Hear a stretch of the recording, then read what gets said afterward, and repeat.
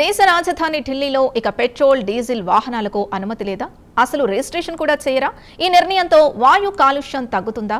ఇంతకు ఈ పాలసీపై వాహనాల ఉత్పత్తి సంస్థలేమంటున్నాయి? పాత వాహనాల్ని ఏం చేయాల్సి ఉంటుంది? Watch this story.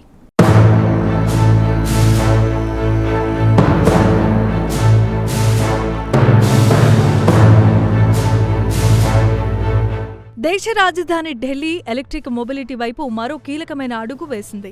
ఢిల్లీ ప్రభుత్వం కొత్త ఈవీ పాలసీ 2026కు ఆమోదాన్ని తెలిపింది. ఈ పాలసీ జూలై 1 నుంచి అమల్లోనికి రాబోతోంది. ఈ కొత్త విధానం ప్రకారం 2028 ఏప్రిల్ 1 నుంచి ఢిల్లీలో కొత్త పెట్రోల్, డీజిల్ ద్విచక్ర వాహనాల రిజిస్ట్రేషన్కు అనుమతి ఉండదు. ఆ తేదీ తర్వాత నమోదయ్యే అన్ని కొత్త ద్విచక్ర వాహనాలు 100% ఎలక్ట్రిక్ వాహనాలే కావాలి. అయితే ఇప్పటికే రోడ్డుపై ఉన్న పెట్రోల్ బైకులపై ఎలాంటి నిషేధం విధించలేదు. అవి ప్రస్తుతం అమల్లో ఉన్న ఫిట్నెస్, రిజిస్ట్రేషన్, స్క్రాపేజ్ నిబంధనల ప్రకారమే కొనసాగుతాయి.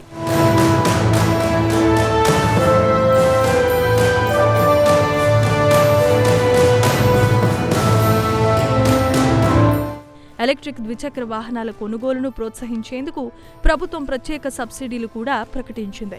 పాలసీ అమల్లోకొచ్చిన మొదటి ఏడాది ఈవీ కొనుగోలు చేసేవారికి 30,000 సబ్సిడీ, రెండో ఏడాది 20,000 సబ్సిడీ, మూడో ఏడాది 10,000 సబ్సిడీ అందించనుంది.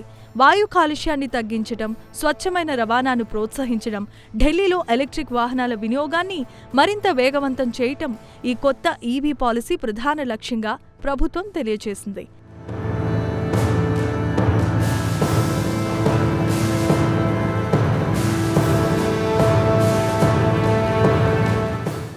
అయితే ఈ నిర్ణయంతో ఢిల్లీ కాలుష్య సమస్యకు పరిష్కారం లభిస్తుందా?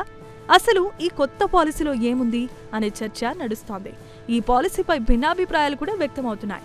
వాహనాల కాలుష్యం తగ్గించడంలో ఇది కీలక అడుగని నిపుణులు అభిప్రాయపడుతూ ఉంటే, ప్రజా రవాణా వ్యవస్థను మరింత బలోపేతం చేయకుండా కేవలం ఎలక్ట్రిక్ వాహనాలపై మాత్రమే దృష్టి పెట్టడం సరిపోదని పర్యావరణవేత్తలు సూచిస్తున్నారు.